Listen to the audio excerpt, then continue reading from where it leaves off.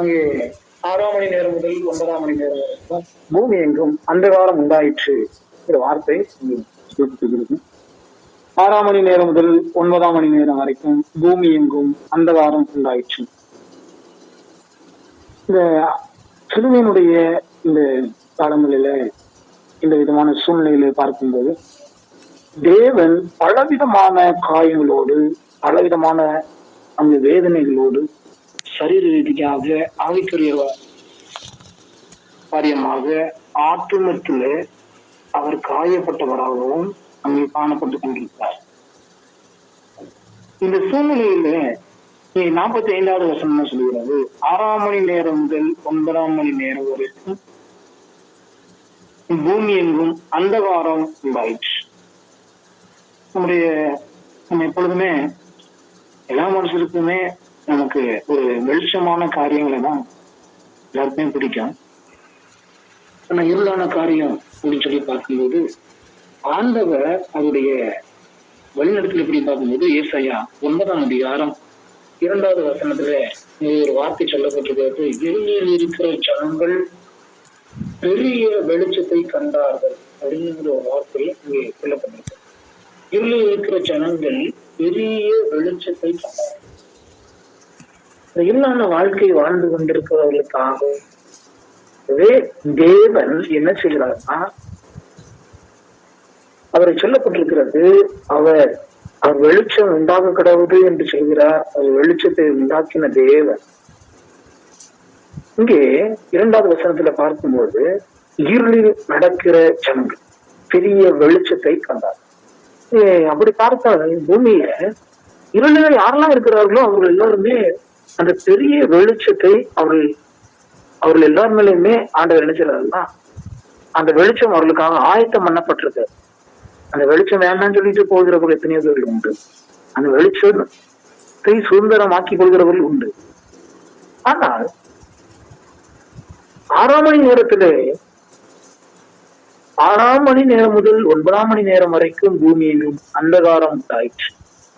இந்த இருளான காரியங்களில் பார்க்கிற இந்த வார்த்தை இது ஒரு கடைசியின் ஒரு தருணம்.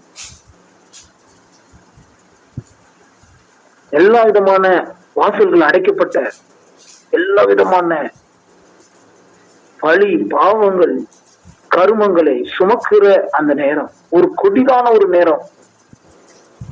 அதனால பரிசுத்த ஆவியால் அவரை அபிஷேகம் பண்ணினார் என்று சொல்லுகிறவர் அங்கே எப்படிப்பட்டதான ஒரு ஆழத்திற்குள்ளாக ஒரு ஒரு இருளுக்குள்ளாக ஒரு பிரவேசிக்கும். அதனாலதான் அங்கே சொல்லப்பட்டிருக்கிறது, 9ஆம் மணி நேரம் வரைக்கும் பூமி எங்கும் அந்தகாரம் உண்டாயிற்று. அவ்வளவு விதமான இருளான ஒரு சூழ்நிலைகள் காணப்பட்டு கொண்டிருக்கு. அங்க பார்க்கும்போது ஆண்டவர் மத்தேயு 4ஆம் அதிகாரத்துல அங்க ஒரு வார்த்தையை அங்க சொல்லும்போது 4ஆம் அதிகாரம் 15வது அந்த வசனத்துல பார்க்கும்போது இருளில் இருக்கிற ஜனங்கள் பெரிய வெளிச்சத்தை கண்டார்கள். மீண்டுமாக அந்த வார்த்தை இங்கே பயன்படுத்தப்படுகிறது. மரண இருளில் திசையில் இருக்கிறவர்களுக்கு வெளிச்சம் உதித்தது. ஆண்டவர் அவருடைய வெளிச்சத்தை அங்கே என்ன செய்றார், கொடுக்க விரும்புகிறார்.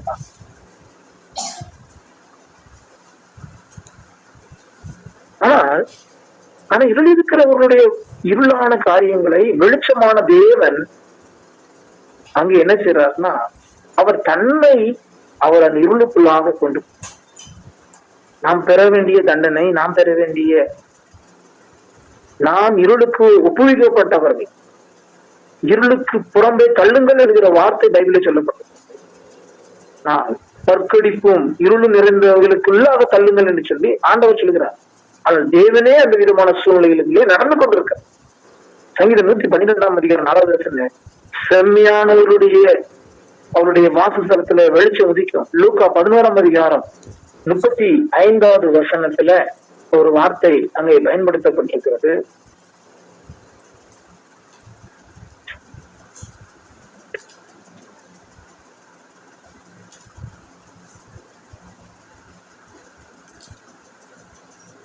லூக்கா ஆகையால் உன்னிலுள்ள வெளிச்சம் இருள் ஆகாதபடிக்கு எச்சரிக்கையாயிரு.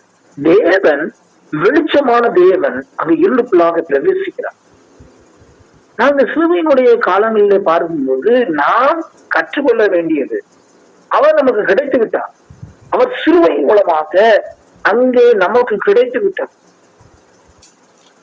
அவர் நம்முடைய பாடுகளையும் உபத்திரவங்களையும் ஏற்றுக்கொண்டார். ஆனால் நாம் வெளிச்சத்தின் பிள்ளைகளாக காணப்படுகிறோம். ஏன்னா 35வது வசனத்துல இந்த வார்த்தை சொல்லப்பட்டிருக்கிறது, உன்னில் உள்ள வெளிச்சம் இருளாகாதபடி எச்சரிக்கையாய். அப்ப அதை பார்க்கும்போது ஒவ்வொரு காரியங்களையும் அங்கே ஆண்டவர் சொல்லுகிறார். அங்கே கண்ணை சொல்லுகிறார், சரீரத்தை சொல்லுகிறார், கிரியையை சொல்லுகிறார். கண்ணை சொல்லும் போது கண்ணை எப்படி காத்துக்கொள்ள வேண்டும்? அது கண் விளக்காய் காணப்படுகிறது, அது வெளிச்சம் தருகிறதாய் காணப்படுகிறது என்று சொல்லி ஆண்டவர் சொல்லுகிறார்.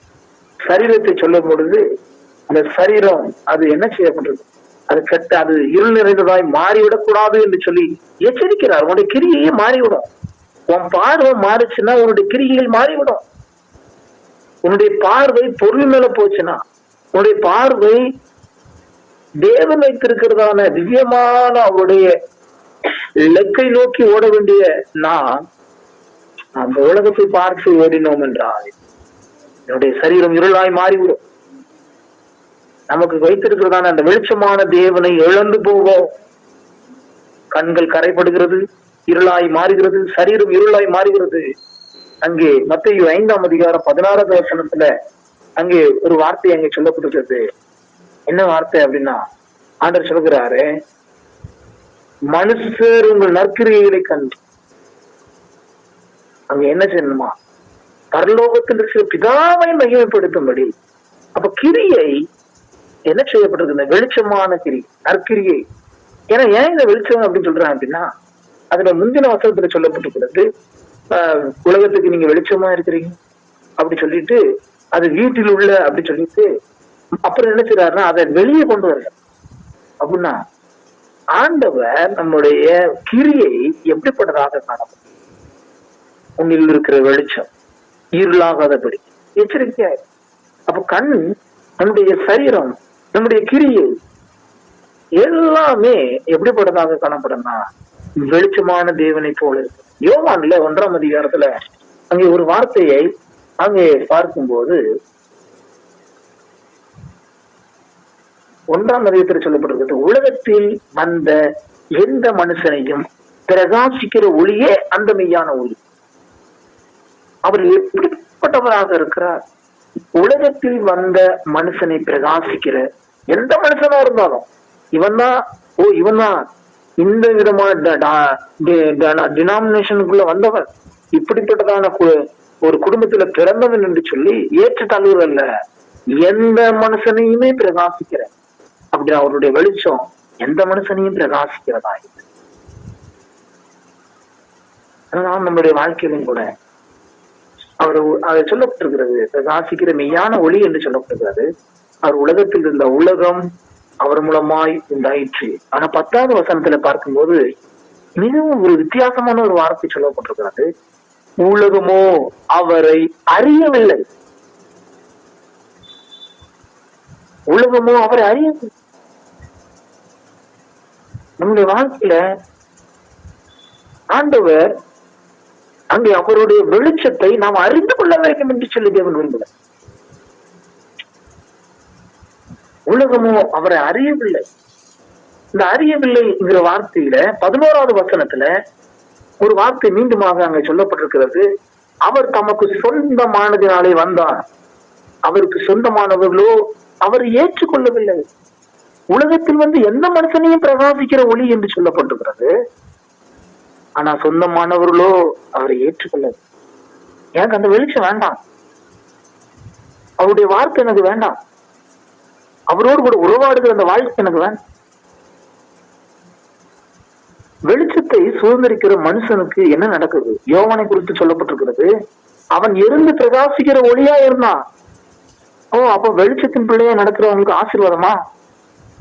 யோவானை குறித்து சொல்லப்பட்டிருக்கிறது, அவனுடைய தலை அவனுடைய ஒரு தாளந்திலே வைக்கப்பட்டது, துண்டிக்கப்பட்டு தானந்திலே வைக்கப்பட்டது. உலகத்தில் பிரகாசிக்கிற ஒளியான தேவன் அங்கே சிலுவையிலே பாடுபடுகிறவரா, வேதனைப்படுகிறார். அந்த வார இருளிலே அவர் ஆட்கொள்ளப்படுகிறவராக காணப்படும். இன்னொரு வசனத்துல பார்க்கும்போது அப்போஸ்தலர் 6ஆம் அதிகாரத்துல ஸ்தேவானை குறித்து சொல்லப்பட்டிருக்கு. அங்கே அவனை குறித்து பார்க்கும்போது அவன் வார்த்தையை அவன் பேசுகிறான். 6ஆம் அதிகாரத்துல 15வது வசனத்துல சொல்லப்பட்டிருக்கிறது, ஆலோசனை சங்கத்தில் உட்கார்ந்திருந்த அனைவரும் அவன் மேல் கண்ணோக்கமாயிருந்து அவன் முகம் வேத தூதன் முகம் போல் இருக்க கண்டான். நம்மளை பார்க்கிறவர்களோடு நாம் பார்க்கிறவர்களோட நம்முடைய முகம் எப்படிப்பட்டதாக? நாம் நிறைய நேரத்துல எப்படி நினைக்கிறோம்னா, நம்ம கலர்ல குறைஞ்சிருக்கிறோம், அழகுல குறைஞ்சிருக்கிறோம், இந்த பியூட்டி பார்லர்ல போல இதை செய்யலன்னு சொல்லி தோளதான் பாக்குறோம். இங்க ஸ்தேவானுடைய காரியங்கள் என்ன சொல்லப்பட்டிருக்கிறது வசனத்துல பார்க்கும்போது, அவன் எப்படிப்பட்டவனாக இருந்தான்? விசுவாசத்தினாலும் வல்லமையினாலும் இருந்தவனாய் ஜனங்களுக்குள்ளே பெரிய அடையாளங்களை செய்தான். விசுவாசமும் வல்லமையும் ஒரு மனிதனோடு கூட இருக்கும்போது நம்முடைய முகம் பிரகாசிக்கும். விசுவாசமும் வல்லமை உள்ளவரை கருத்து கொள்ளும் போது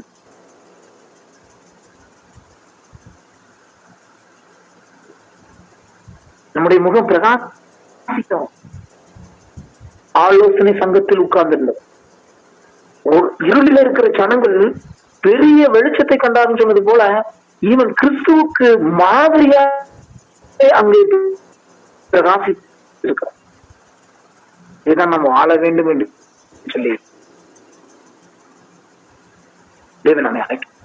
பிரகாசமாய் வாழ்ந்தவர்கள் யோவானுடைய வாழ்க்கையிலே அவன் தலை துண்டுமே, அவன் தேவனை தரிசிக்கிறானே. அங்க சொல்லப்பட்டிருக்கிறது 7ஆம் அதிகாரம் 59வது வசனத்துல சொல்லப்பட்டிருக்கிறது, கல்லெறிந்தார்கள் என்று. 58வது வசனம் சொல்லப்பட்டிருக்கிறது, புறம்பே தள்ளி அவனை கல்லெறிந்தார். ஆனால் 59வது வசனத்துல சொல்லப்படுது, அவனை பயங்கர வேதனை பண்ற. ஆனா 56வது வசனத்துல ஒரு வார்த்தை சொல்லப்பட்டிருக்கிறது, அதோ வானங்கள் திறந்திருக்கிறது, மனுஷகுமாரன் தேவனுடைய வலது பார்சத்தில் நிற்கிறதையும் காண்கிறேன். வெளிச்சமான ஆண்டவரை காண்கிறவர்களுக்கு இந்த சரீரத்தினால படுகிற உபத்திரவங்கள் நம்முடைய கண்களுக்கு தெரியாது. வானம் திறந்திருக்கிறதையும் தேவனுடைய வலது பார்சத்தில் நிற்கிறதையும், தேவனுடைய வானம் திறந்திருக்கிறதையும் மனுஷகுமாரன் தேவனுடைய வலது பார்சத்தில் நிற்கிறதையும் காண்கிறேன். வெளிச்சத்தில் நடக்கிறவருடைய பார்வை மேலானவைகளாக இருக்கும். வெளிச்சமான ஆண்டவரை பார்க்கலுடைய நினைவுகள் மேலானவைகளா இருக்கும். உன் நினைவுகளின் நினைவுகள் அல்ல, உன் வழிகள் அல்ல. உலகத்தினுடைய காரியத்தை மண்ணானவைகளை பார்த்து இந்த உலக பிரகாரமான இருளான காரியத்தை குறித்து நீ பயப்படாத. சொல்லுகிறார், என்னை நோக்கிப்பா. 34ஆம் அதிகாரம் சங்கீதம் 34ல ஆண்டவர் இந்த வார்த்தையை சொல்லுகிறார், அவர்கள் அவரை நோக்கி பார்த்து பிரகாசம் அடைந்தார்கள்.